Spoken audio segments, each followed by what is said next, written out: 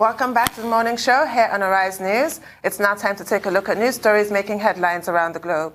The Senate early this morning approved rules for the Senate's impeachment trial of President Donald Trump on a party-line vote that delays the question of whether the Senate should subpoena witnesses and documents until later in the trial. The rules resolution from Senate Majority Mitch McConnell was approved 53 to 47 after Republicans defeated a series of amendments from Senate Majority Leader Chuck Schumer on the opening day of the bitterly fought impeachment trial.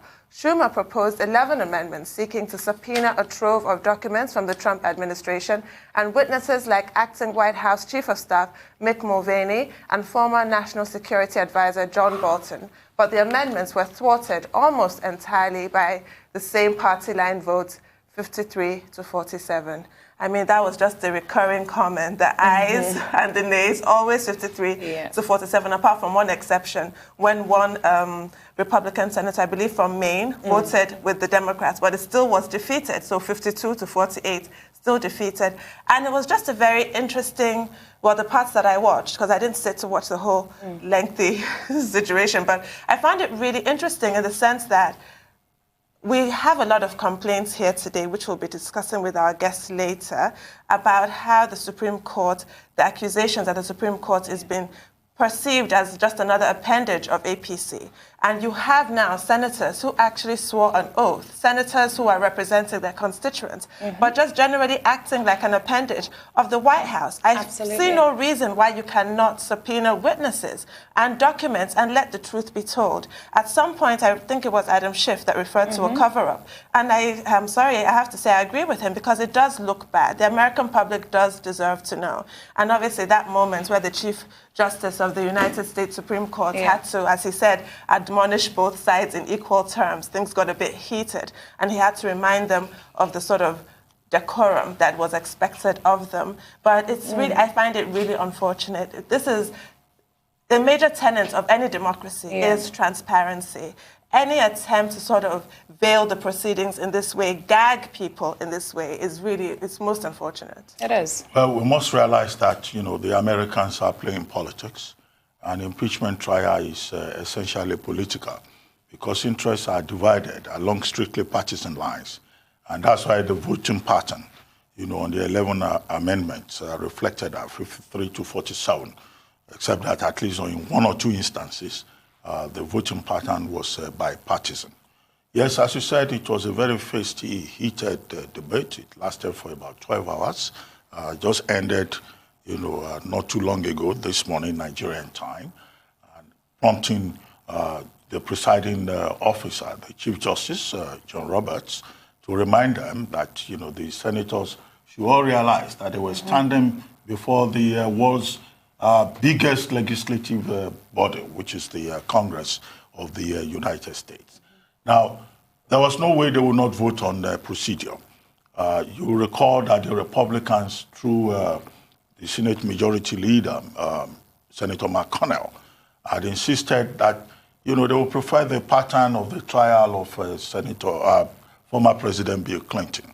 And the Republicans clearly, you know, wanted, if at all, you know, witnesses will be called to do so on their own terms, and for the Senate to vote to agree whether any witness will be subpoenaed. And that was the subject of the 11th Amendment with, you know, Schumer, you know, the Senate Minority Leader, saying that, well, the presiding officer, Chief Justice Roberts, should be given the powers to be the one to determine whether, you know, witnesses will be subpoenaed or not. But that, of course, was shut down as the rest of the other 10 amendments. The 9th Amendment had to deal with whether John Bolton, former National Security Advisor, who had offered willingly to come and testify, should be allowed to do so. That, again, was shut down because the Republicans want to make sure that, you know, they control the process with the advantage of numbers that they have. Well, we would like to see what follows next now that, you know, the procedure is in place. But whatever follows, what we have said consistently is that, you know, in an election year, even if it was not an election year, you may not expect that the Republicans, you know, will remove their own president and suppress the advantage of numbers that they have. It happened, well, it could have happened in the Nixon administration. He resigned because he saw the writing on the wall. The Nixon case was different. He was not removed. He resigned. He resigned, but he saw the writing on the wall. His party was not backing him. But you know, even if Donald Trump sees any writing on the wall, he's not going nowhere. He's not going to resign. And he's been playing the kind of politics that would distract the attention of the American people and also take, you know, the focus away from what looks like the trial that he's facing. When the trial started, he moved on to Davos. Yeah. You know, President Trump has been playing what they call rose garden politics, whereby, you know, a president that is facing a storm just pretends that nothing is happening. It creates an alternative narrative. Honestly. So, but as it will turn out, you know, he has the support of his Republican, members in Senate. He also seems to have the support of his conservative base within the American, political system. So he may well survive, but the question is, well, how will it help him in the 2020 presidential elections, and what effect will it have in the long term on his presidency and his legacy? Honestly, and you know, Schumer was also quoted as saying, because he was reading out the Senate impeachment rules that I put up here, and he went down to Rule 25 that spoke about swearing in and being able to subpoena witnesses. And of course, on both sides, they were there quoting the Senate impeachment rules. But it goes back to what you said, Tunde, about you swore an oath. You literally swore an oath into office, and here you are not necessarily standing by that, but by the politics that you should not necessarily be playing in a situation this grave and this serious. So it's quite a deep situation that we're looking at here, but it is expected at the same time. We have said that this is what we predicted, and hey, you know. Well, what has been agreed upon, at least this in spite of the partisanship, there's some compromise. Each side of the divide we get up to 24 hours to debate for at least more than 2 days, you know, and then we'll see what happens, and then the other parties will have their chance to respond. Well, see, that's but of course, thing, Dr. Pat Cipollone, who is leading the White House team to defend President Trump, has made it clear that the position of the legal team, or if you like, the defense team for President Trump, is that what is being done is unconstitutional, that this is a case of harassment and presidential intimidation. They said it's been going on for the past 3 years. I mean, come on. But, you know, with regards to that 24 hours, look at this 12-hour marathon session. Do you know, to be honest with you, when I was watching it, my mind went to Guantanamo Bay, and I thought they could use some of these tactics to torture inmates there. Honestly. Because really, just sitting there with, like, no breaks, it's like torture. It is like torture. Are they actually going to focus throughout? It was heavy to watch. It's so too imagine much. even It's too being much. there. Democracy at work. But 12 hours? Yeah, the fact that, you know, every side gets a chance. Just because Mitch McConnell just wants to wrap things up and put this behind him does not mean his colleagues should be subjected to this kind of absolute torture. Honestly. It should be done properly spaced out. Let the people follow the American public and even the senators in the room. But I yield to you, Dr. Abati. You can throw to break. Anyway, we'll take a short commercial break now. When we return, the morning show will continue here on Arise News.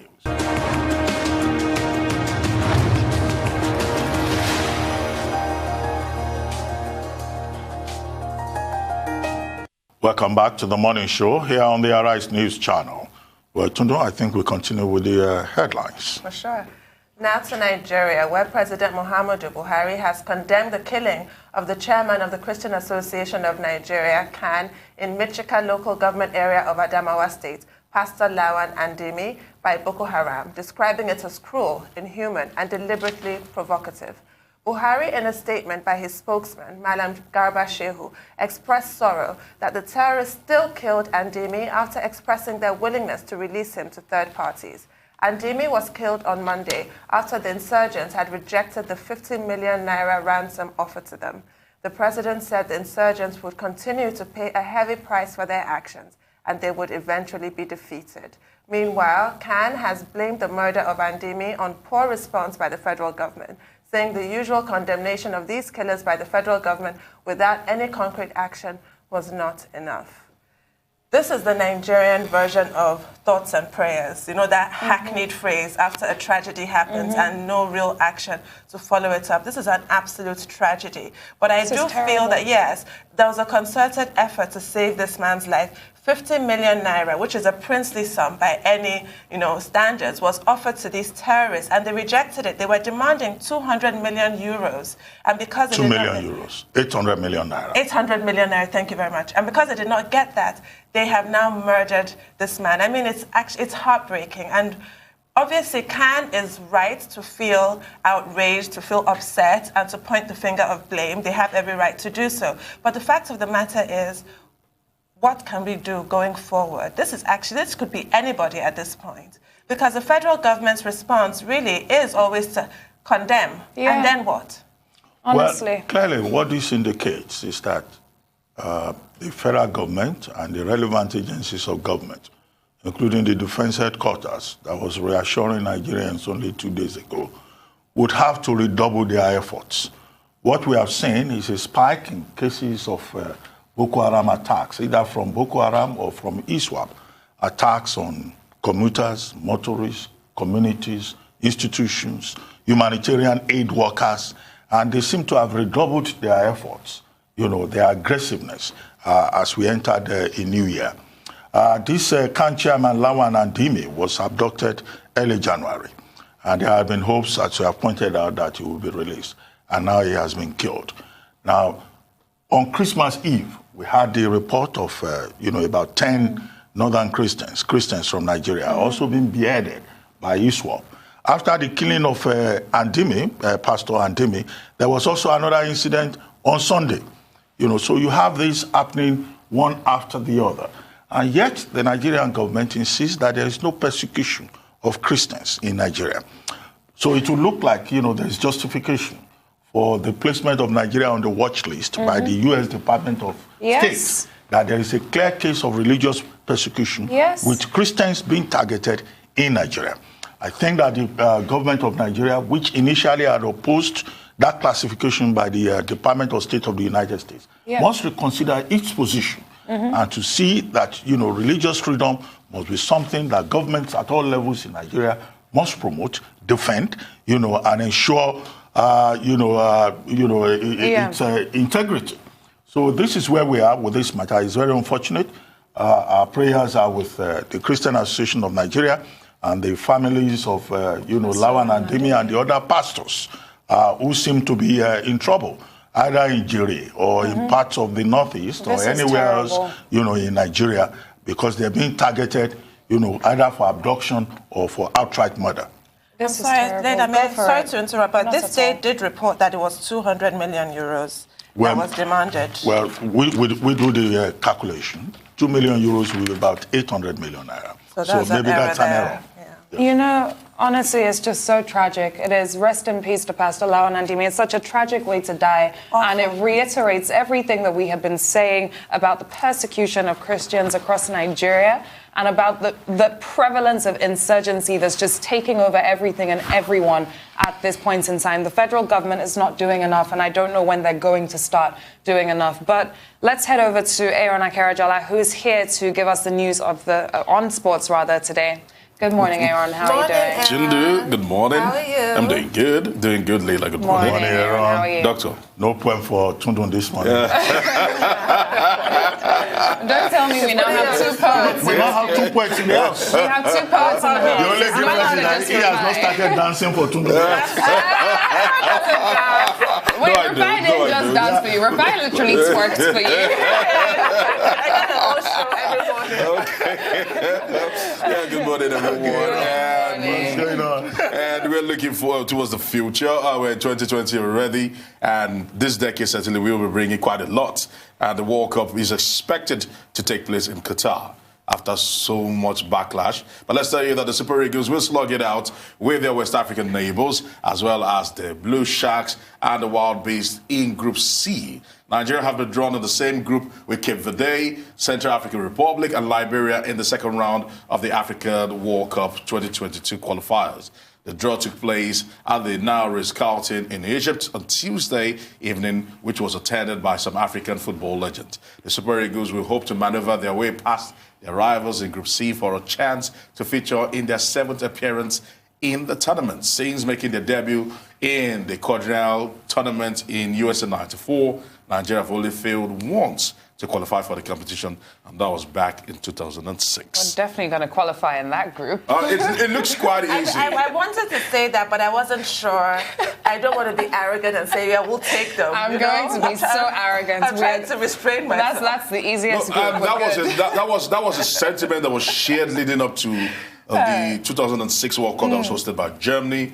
Everyone felt confident, and from nowhere, and Angola gave us a dagger. Okay, I'm positive rather than lesson that Never we learned. Yeah, I'm so positive. now I'm more cautious. And now the point is this. Before I let you speak about this, I think the key thing here is the fact that Nigeria has an easy pass to the World Cup.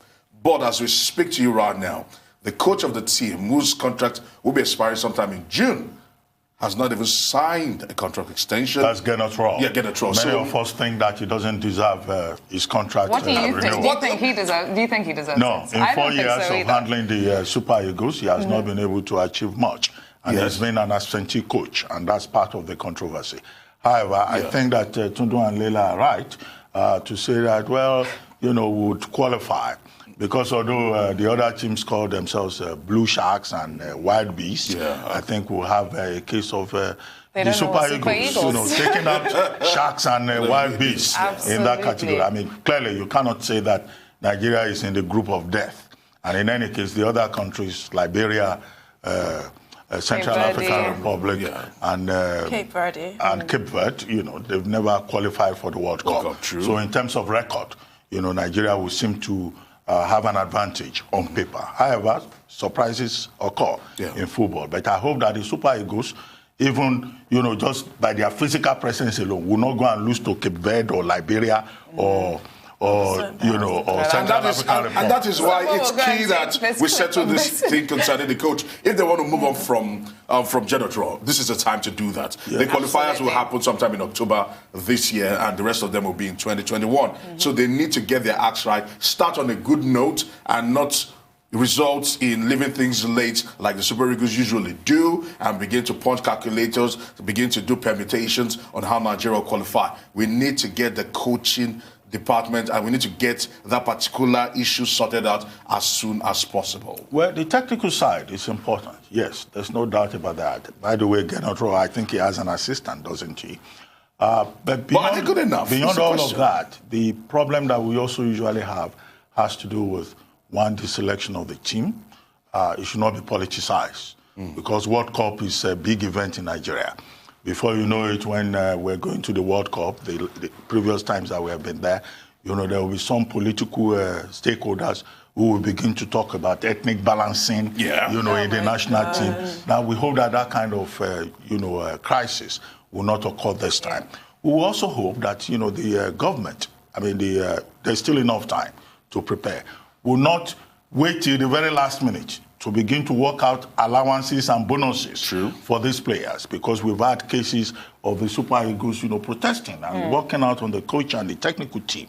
Now, these things are foreseeable. We have had the experience previously. That kind of thing must not happen this time around.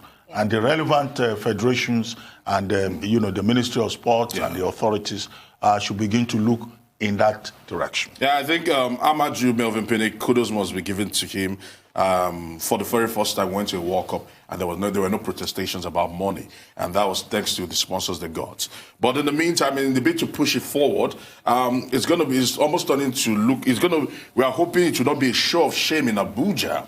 Nigeria is to host the Para Powerlifting World Cup in Abuja in February, in the beginning days of February, and as we speak to you right now, the team that should represent Nigeria, the Unstoppables, as they like to call them, the Para Powerlifting team, are refusing to leave Lagos to attend that particular tournament because they're claiming that, one, their coach, who has coached them for 11 years, Prince Feiseton Are, has been fired. Some of the young players that were supposed to go with them to Abuja, the federation initially claimed that they have monies, and everything is just in disarray. And it's unfortunate that the wife of the president, Aisha Buhari, is actually tied up in all of this because she is the chief host. Is she going to the Olympics? No, she is the chief host of this particular tournament. And she's been, and There are posters around Abuja already concerning this, and she hosting, and the people that she wants to, the people that she's even invited for this particular tournament,